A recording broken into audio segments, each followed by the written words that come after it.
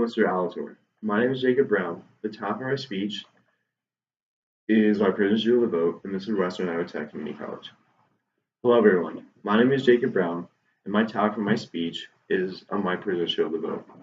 On April 22nd, 2007, Virginia Governor Terry McAuliffe issued an executive order that changed the lives of 200,000 ex-felons in Virginia, instantly restoring the right to vote. This order is on Kentucky, Florida, and Iowa with blanket lifetime disenfranchisement policies, as seen on this map. Now, this order changed the lives of so many ex-felons, but prisoners should also be able to vote. Prisoners should be able to vote based on the decline of traditional values. It would change the prisoner caste system, and it would fix the cycle of prisoner abuse. Telling prisoners who cannot vote is based on the idea of civic death, the suspension of rights as a citizen while behind bars. Now, this is once true of the judicial system in our country, but Congress and the Supreme Court has made many orders that have driven away from this idea of civic death. There's a 2000 federal law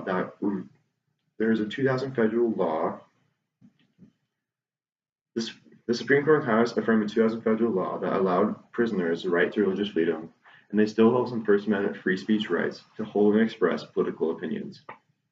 Most importantly, the Supreme Court decided that no criminal should have a citizenship stripped as a punishment for their behavior. According to Political.com magazine, Justice Earl Warren said in the 1958 case Trott v. Doilies, citizenship is not a right that expires upon misbehavior. If criminals are still hold their civic status and are still citizens while they're in prison, then they should hold basic civilian rights, such as the right to cast a ballot. Disenfranchising them creates a group of people that are still under the United States government, but don't have a voice in the way they are governed, which is similar to taxation without representation. When prisoners cannot vote, it creates a kind of caste system, one that's eerily similar to a dark chapter in America's history. The vast majority of prisoners cannot vote if they're still counted in the legislative population of their district. This population, or this census, is basically what counts for the state's representatives in Congress or Supreme Court and the presidential electoral votes. This is what the NAACP calls prison-based gerrymandering. This policy is similar to the Constitution's notorious 3/5 clause, which said that slaves were not part of the population to amass more pro-slave representatives in Congress.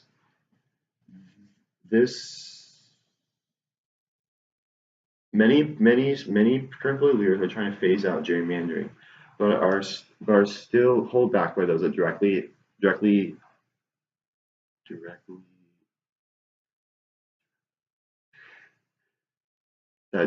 benefit from the system. Perhaps one important reason prisoners should vote is that it would fix the cycle of prisoner abuse. When prisoners need to serve as natural defenders of their own interests, by serving as these defenders of their own interests, they can substantially improve the prison system itself. According to Forbes.com, in a 2011 ruling that held overcrowded California prisons in violation of the 8th Amendment, Justice Anthony Kennedy said that an inmate needlessly dies every 6 or 7 days. This is an example of why prisoners are subject to inhumane and abusive conditions, such as solitary confinement. Many people think that prisoners should not be able to vote because they broke the law. But prisoners are the only ones that can truly change the system because they've actually been in it and experienced what it goes wrong. Prisoners should be able to vote based on the fall of civic death. It would get rid of the prison caste system and would fix the cycle of prisoner abuse.